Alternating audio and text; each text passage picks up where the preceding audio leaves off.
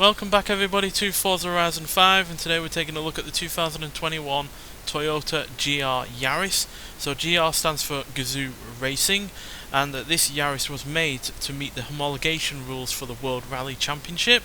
So the Yaris, the standard Yaris that this is based on, the 4th generation of the Yaris, had to be massively overhauled to be able to meet the homologation rules and also to make it competitive in rallying. So unlike the standard Yaris that this is based on, this is actually a two-door. Can't get a two-door standard Yaris at all from that generation. It's only four-door or nothing.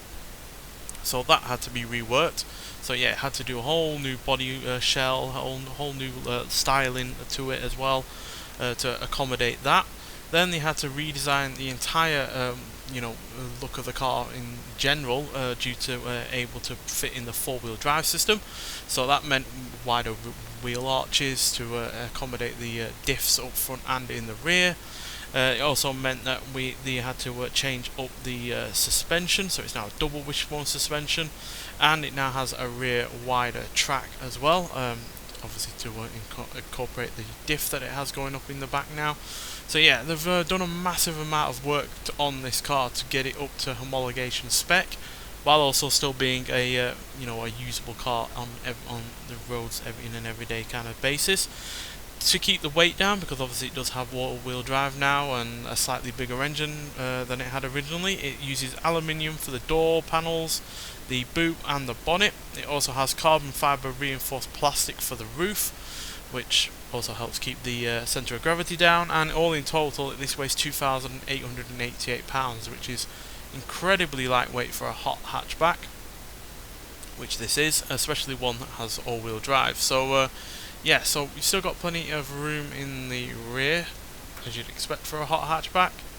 It's probably not the most spacious boot for a car of this type, but it's still plenty practical enough. Obviously it's not going to be uber practical in terms of getting in the back, because yeah, you don't have a door there anymore, but there are still seats there, and the front is still reasonably practical as well.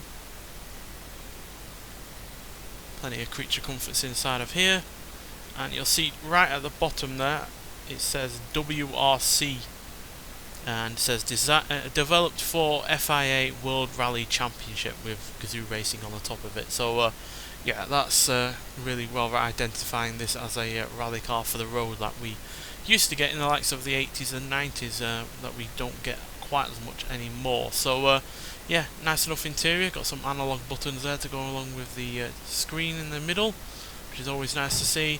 And yeah, the engine is where this has been massively overhauled as well, because the biggest engine I think you could get in a standard Yaris is about 1.4, maybe a 1.5, but this has a 1.6 litre turbocharged inline 3 engine, one of the rarer engines that we've ever had on this game. We don't have many 3-cylinder engines out there, but despite being quite small, it does pack a mighty punch at 257 horsepower and 265 pounds-feet of torque.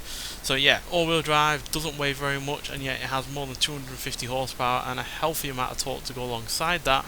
Means that yeah, this absolutely flies off the line, and yeah, and with all of the other elements that it's got going on for it as well, it also handles really well, and because it does have a lack of weight, you've not got much weight to haul around as well around the corners. So yeah, this really is the best of every kind of world, quite frankly. It looks good, it's got plenty of practicality, it's got performance in spades, and it's going to have some racing pedigree behind it as well, being a World Rally Championship racing vehicle. So yeah, but nonetheless, let's get out onto the open road and see what this car can do.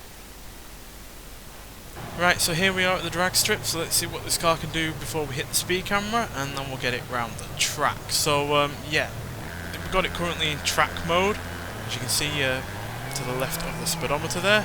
That basically means it's got an even split between the front wheels and the rear wheels, so 50-50 of the weight is going to either one.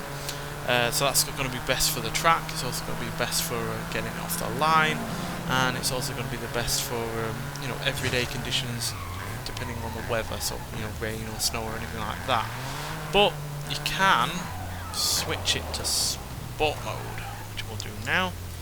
So yeah, once you do that, you get 70% of the power going to the rear and only 30% going to the front. So that means it's a lot more rear biased, and therefore you can do a lot more drifting. And yeah, I wouldn't say it's the most competent vehicle in the world to do drifting. You know, you looked at the Ioniq 5N that we reviewed not long ago, and that sent all of the power all to the rear wheels, and that really was a drift machine.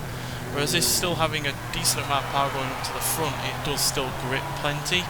It's just got that extra bit of slip to allow you to slide around a bit more, but I personally don't feel like it's that much of a difference, to be honest. Certainly not enough to warrant the risk of, you know, spinning out and losing control. So we'll switch it back to track mode, because you can still easily drift it without it being in sport mode, I find. So yeah, we're high-end B class, which is a surprise, to be honest. I expected it to be in low-end A class, given what it's got going on for it. But yeah, as you can see, stats-wise, it's all fairly good. The braking and the handling are actually fairly even for once. Usually in these modern cars, the brakes are the letdown, but it's actually fairly good. Also helps that it doesn't weigh that much, so you've got not much in the way of weight to slow down. Launch is pretty good as well, but it's the acceleration and the speed where this is best. More particularly the acceleration, especially to 60, which we'll get onto when we get around the track. But yeah, overall stats wise, it is fairly good, to be honest. Nothing, you know, massively outstanding. There's not one particular area that it's probably best at than any other, but it's pretty good in all areas, to be honest. And yeah, as far as hot hatchbacks go, this is easily one of the not only the easiest to handle, but also one of the more fun ones as well. So yeah, but let's first hear what this car sounds like, and then we'll talk about it some more.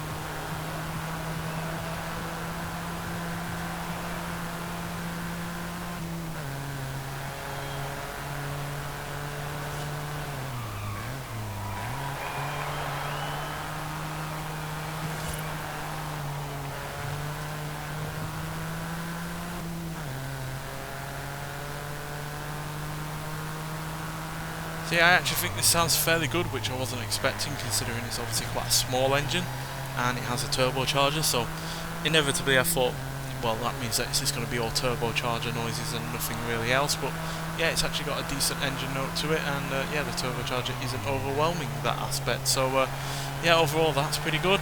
And in terms of handling, yeah, it's pretty spot on, to be honest. It's got a little bit of understeer here and there, but for the most part it is, yeah, it sticks like glue to the road, and yeah, you can really chuck it in and know for sure that the car is going to be able to handle all of that extra power and torque as you go through the corners. So yeah, it's all fairly good in that regard.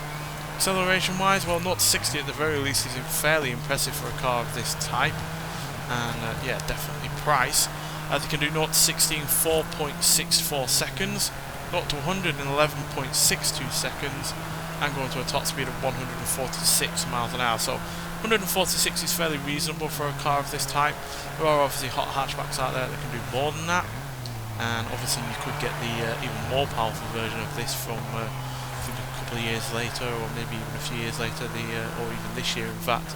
There's a 300 horsepower version out there, which yeah, would definitely crack 150, but yeah, this is well in line with other hot hatchbacks out there, and yeah, it is plenty enough for the general open road, to be honest. 0 to 100 time could be a little bit better, granted, but yeah, again, you can do a lot worse, and yeah, you're not really going to be doing 0 to 100 a lot either. It's just about whether or not the power is usable for the most part, and it is for the most part, and whether or not the handling is going to be satisfying to drive on a day-to-day basis as well, and it is more than that. So yeah, and as you can see, even in track mode you can get it sliding around a bit as well. So yeah, overall a really rather great all-rounder, and I can perfectly see why this has been right near the top of everybody's requests for cars on this game. It has been one that has been on my radar for a while, that I've kind of wanted in a game, but it wasn't a priority at the end of the day, because there are plenty out there that I wanted for a long time on Forza games, but I am so glad it's on here. One little interesting thing, you'll see GR4 on the back there. Now you can actually get a front wheel drive version of this car from Japan that has about 118 horsepower, and that naturally drops that badge, but you still get all the looks and the most of the handling even in that lower powered version, which I imagine is still pretty fun to drive as well for a more basic, cheaper version. But still, this is a car that is on the game, and this is the one that is more sought after, and yeah, you can get it for a mere 20 points in the current festival playlist. Well worth getting, as it is a fantastic car. I really am looking forward to seeing what you can do online in terms of racing. So yeah, if you haven't got it already, then I do highly recommend getting it. But if you have, I'd like to hear your thoughts on it.